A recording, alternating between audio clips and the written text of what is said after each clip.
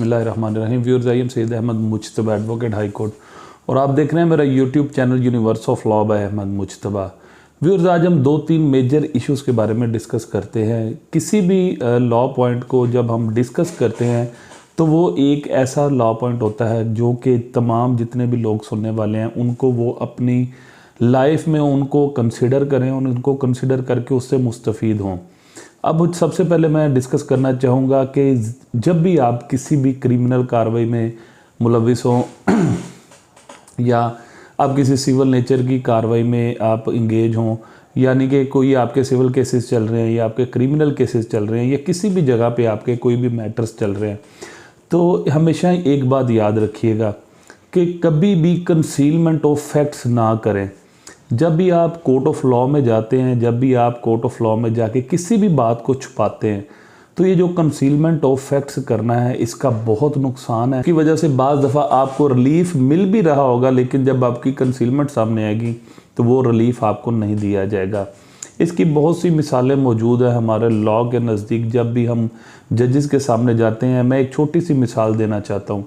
वो ये है कि एक बंदा, उसने अपनी प्रॉपर्टी का एग्रीमेंट टू सेल किसी दूसरे के नाम कर दिया। सिर्फ एग्रीमेंट की बेस पे तो वो प्रॉपर्टी ना तो उस बंदे के नाम हो गई जिसके नाम एग्रीमेंट किया है, लेकिन उसी की एग्रीमेंट टू सेल करने के बाद जब वो पेंडेंसी होती है, उसके साथ एग्रीमेंट मैच्योर नहीं होता, तो वो बंदा क्या करता है कि किसी दूसरे के साथ जो है ना वो एग्रीमेंट टू सेल करके वो प्रॉपर्टी उसको सेल कर देता है। किसी जगह पे जब ट्रांसफ़र ऑफ प्रॉपर्टी का टाइम होता है सब रजिस्ट्रार के ऑफिस में, तो जिस बंदे के साथ पहले उसने सेलिंग की होती है, जिस बंदे के साथ पहला एग्रीमेंट मौजूद होता है, उसकी वो कंसीलमेंट करके जाता है। वो नहीं बताता कि मैं इस किस्म की मैंने कोई पहले एग्रीमेंट किया या मैंने ये प्रॉपर्टी किसी को सेल की है। वो अपनी तरफ से अदालत को, अपनी तरफ से वो मुतलका जो रजिस्ट्रार है उसको या दूसरी पार्टी को वो कंसीलमेंट करता है, लेकिन जब इस पहली पार्टी को पता चलता है वो उनके ख़िलाफ़ उसके अगेंस्ट चले जाते हैं और स्टे ले आते हैं। स्टे आ जाता है तो वो जब सारी बात खुलती है तो उसके ख़िलाफ़ FIR दर्ज हो जाती है। तो ये बात होती है कंसीलमेंट ऑफ फैक्ट्स की। बाज़ दफ़ा ऐसी चीज़ें होती हैं कि आप केसेस आपके चलते हैं, वो डिसमिस हो जाते हैं, लेकिन आप उसको नहीं कंसिडर करते। आप समझते हैं कि दूसरी पार्टी को पता नहीं चला, या जिसके अगेंस्ट मेरा ये पहले दावा डिसमिस हुआ था, अब उसी ग्राउंड पे या उसी ही कॉज ऑफ एक्शन पे मैं नया दावा दायर कर दूं। लेकिन वो कंसीलमेंट करके जब आप नया दावा दायर करते हैं, तो जब वो प्रीवियस आपकी लिटिगेशन सामने आती है तो वो प्रीवियस लिटिगेशन आपको नुकसान का बायस बनती है आपके लिए, क्योंकि वो जो डेंट पड़ता है वो आप चाहे बेशक सच्चे हों, चाहे आपका दावा सच्चा हो, चाहे आपकी एप्लीकेशन सच्ची हो, सब कुछ सच होने के बावजूद भी कंसीलमेंट ऑफ फैक्ट्स की वजह से अदालत आपको रिलीफ नहीं देती। क्यों? क्योंकि जब भी कोई शख्स क्लीन हैंड कोर्ट में नहीं जाता, ये भी एक फिनोमेना है कि उसको कभी रिलीफ नहीं दिया जाता। कि जब भी अदालत में रिलीफ लेने के लिए जाएं, आपको क्लीन हैंड जाना चाहिए। मीन्स आपको किसी किस्म का झूठ नहीं बोलना चाहिए, किस्म की कोई बात नहीं छुपानी चाहिए, फैक्ट्स कंसील नहीं करने चाहिए। अदालत के साथ आपने ट्रुथ और जो फैक्ट्स के ऊपर बेस्ड स्टोरी है वो अदालत को बतानी चाहिए, जिससे आपको कभी नुकसान नहीं होता। इसके बाद जो दूसरी मेजर चीज़ है वो होता है change of version. Change of version जो होता है ये सबसे बड़ी चीज़ होती है। इंसान को हमेशा फोकस करना चाहिए अपनी इस बात पे कि जो उसके क्योंकि मैं आपको सिंपल ये समझाना चाह रहा हूँ कि जो एप्लीकेशन हो, चाहे कोई दावा हो, चाहे कोई थाने की FIR हो, कुछ भी है, anything which is reduced into writing, जो लिख दी जाती है वो एक प्रूफ बन जाता है, वो एक एविडेंस बन जाता है।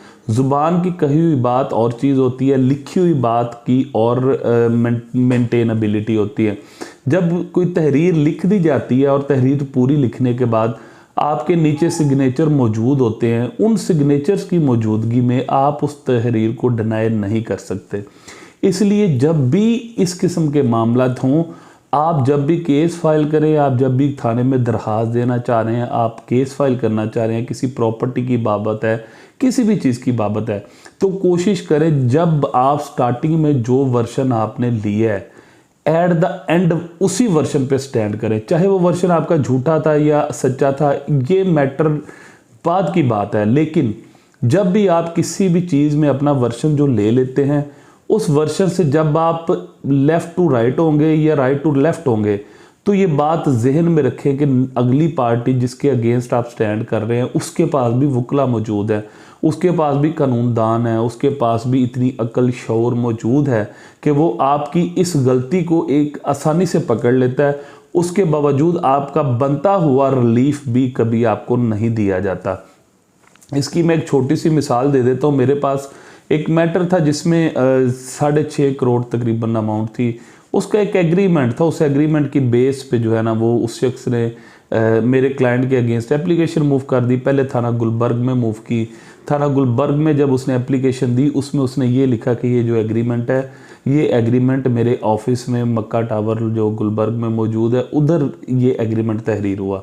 उसके बाद जब वहाँ पे वो प्रूफ अपने नहीं दे सका अपनी किसी भी चीज़ का, और ना ही उसके पास कोई एविडेंस मौजूद था जो कि साबित करता कि ये एग्रीमेंट हुआ है या पेमेंट की जो ट्रांजैक्शन हुई है, उसके बाद वो शख्स वहाँ से उठा, वो चला गया थाना डिफेंस बी पुलिस स्टेशन में। उसने एक नई एप्लीकेशन फ़ाइल की, नई एप्लीकेशन उसी एग्रीमेंट की बाबत नई दरख्वास्त फ़ाइल की। नई दरख्वास्त में उसने ये मौक़िफ़ लिया कि ये एग्रीमेंट मेरे घर बैठ के जो एग्रीमेंट तहरीर हुआ है, और इस वजह से जो है ये थाना बी डिवीज़न की जो है ना वो डिफेंस बी की हदूद बनती है, लिहाजा इसके ख़िलाफ़ मुकदमा दर्ज किया जाए। अब उसकी इस चेंज ऑफ वर्शन पे जो है बाकायदा उसके पास एक एविडेंस हाथ आ गया कि जब ये एग्रीमेंट लिखा गया और साइन किए गए तो उसके पास उसकी वीडियो भी मौजूद थी। अब उसकी वीडियो होने के बावजूद, उसकी साइन अंगूठे हुए जब एग्रीमेंट की एग्जीक्यूशन हुई, वो तमाम चीज़ों के सबूत उसके पास मौजूद, गवाह मौजूद, लेकिन उसका सिर्फ अपने वर्शन को चेंज करना उसको खा गया।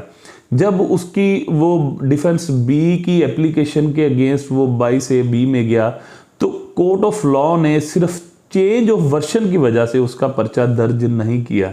अदालत ने कहा कि इसने पहले ये स्टांस लिया था कि ये जो है एग्रीमेंट गुलबर्ग मेरे ऑफिस में बैठ के हुआ, अब सेकंड एप्लीकेशन में ये स्टांस ले रहा है कि ये एग्रीमेंट मेरे घर बैठ के हुआ, लिहाजा इसकी बात पे रिलाय नहीं किया जा सकता, और इसका जो चेंज ऑफ वर्शन है ये इसके झूठे होने की गवाही है। अब उसमें चाहे वो 1000 सच्चा हो, लेकिन सिर्फ वर्शन चेंज करने की वजह से, अपना स्टांस बदलने की वजह से उसको नुकसान हुआ कि उसका पर्चा दर्ज नहीं हो सका। इसीलिए कोशिश करें जो आपका पहले दिन का वर्शन हो वही आपका आखिरी दिन का भी वर्शन हो। सेंटर में जो आपकी एविडेंसेस हो उसी वर्शन पे स्टैंड करें आप। फिर एक और मिसाल है, हमारे एक दोस्त हैं, उन्होंने एप्लीकेशन दी अपनी गाड़ी के सिलसिले में। उसमें उन्होंने ये तहरीर किया कि जी ये गाड़ी मुझसे अमानतन मांग के ले गया कुछ दिनों के लिए, और जब वो एप्लीकेशन मूव कर दी तो दोबारा एक और एप्लीकेशन उनकी तरफ से सामने, जिसमें उन्होंने मुकम्मल डिटेल लिखी, जी ये मेरी गाड़ी ले गया, इसके अगेंस्ट उसने मुझे फलां गाड़ी देनी थी, उसके बाद जी मैंने उससे पर नोट भी ले लिया है, मैंने ये मकसद ये था कि जो पहले दिन का वर्शन था उस पे को उसने तब्दील करना चाहा, जो कि हमने रोक दिया कि आपने जो पहले दिन वर्शन ले लिया अब उसी आपने अपने स्टांस पे खड़े होना है। अगर आप नया स्टांस लेंगे तो आपकी बनती हुई एफआईआर, बनती हुई कहानी भी बिगड़ जाएगी। अच्छे वकला होते हैं, अपने क्लाइंट्स को अच्छा मशवरा देते हैं, कभी भी वर्जन को चेंज ना करें, अपने स्टांस को ना बदलें। हाँ, अगर आप वकील बदलते हैं, ये ज़रूर होता है कि आप वकील बदलते हैं, जब कोई नया वकील आता है उसको आपकी प्रीवियस किसी चीज़ का पता नहीं होता, लेकिन जब किसी आप अच्छे वकील के पास जाएंगे वो आपसे पूछेगा, आपसे क्वेश्चनिंग करेगा केस के बारे में, आपकी प्रॉपर्टी के बारे में कि इससे पहले इस पे कितने केसेस चल चुके हैं, अगर वो लिटिगेशंस चल चुकी हैं उस लिटिगेशन में क्या बना, अगर लिटिगेशंस में आपके अगेंस्ट हुआ है या आपके हक में हुआ है फैसला, तो वो जितनी चीज़ें आप काइंडली उसके डॉक्यूमेंट्स मेरे पास लेके आएँ। क्यों? क्योंकि जिस वकील के पास आप गए हैं अगर वो पढ़ा लिखा और बाशऊर इंसान है और वो एक प्रोफेशनल लॉयर है, तो वो हमेशा आपसे आपके उस केस के बारे में एक माइनर डिटेल भी जो है ना वो आपसे मांगेगा, और जब आप उसको तमाम डिटेल मुहैया कर देंगे फिर वो आपकी मुकम्मल स्टोरी को कंपाइल करने के बाद आपकी लिटिगेशन को स्टार्ट करेगा। तो ये सारी चीज़ें ये हमेशा अपने माइंड में रखें, कभी भी वकील से कुछ ना छुपाएं। अगर कुछ लिटिगेशन से पुरानी आपकी वो चली हैं, कुछ केसेस चले हैं, तो वो जो पन्ने हैं, क्योंकि आप तो झूठ बोल सकते हैं लेकिन वो लिखी हुई तहरीरें कभी झूठ नहीं बोलती, एविडेंस कभी नहीं छुपते, ये बात हमेशा माइंड में रखें। और सिंपल सी बात है कि ये दो चीज़ें आप जब अपने माइंड में रख के आप अपनी लिटिगेशन में रहते हैं तो कभी भी आपको नुकसान नहीं होता। पहली बात कि कंसीलमेंट ऑफ फैक्ट्स कभी ना करें, और दूसरी बात अपना जो स्टांस लें, जो एक दफ़ा आप स्टांस ले लें तो उस स्टांस पे आप डट जाएं। कोई भी जगह नई एप्लीकेशन मूव करनी है, किसी जगह पुलिस स्टेशन जाना है, कहीं आपने दावा दायर करना है, आपने कुछ भी करना है, लेकिन जो आपने स्टांस लिया होगा उस स्टांस को जब भी आप चेंज करते जाएंगे तो दोनों आपके पिछले स्टांस को और आपके नए स्टांस को कंपैरिजन करके जब ऑफिसर्स के सामने रखा जाता है, जब कोर्ट ऑफ लॉ में रखा जाता है, तो आप हमेशा झूठे गर्दाने जाएंगे। तो ये थी आज की मेरी वीडियो। इंशाल्लाह अपनी अगली वीडियोस में मजीद लॉ को डिस्कस करने की कोशिश करेंगे। Thank you so much. अल्लाह हाफ़िज़।